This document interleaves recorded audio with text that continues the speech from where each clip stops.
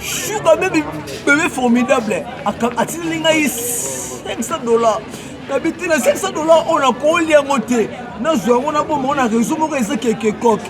Réseau là est comme collé à $3 chaque jour.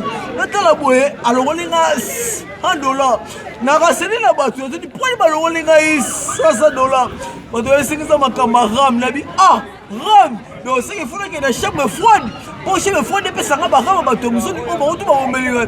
Donc comme la chambre froide, la chambre froide tout ni bango. 20 plus monter à combien? 20 plus monter à $20. Et bon, 24 plus monter à $50. Et bon, 25 plus monter à $90. Merci bon. On peut savoir 25 plus, le quoi ça me bon. Aujourd'hui, c'est $10 en espèces. Mais peut ça bon, bon. Mais bon, on a des choses qu'on a fait ça va ram. On dit va ram, on a été bisoté. Ah, on a ram. Mais c'est pas congolais, Ram.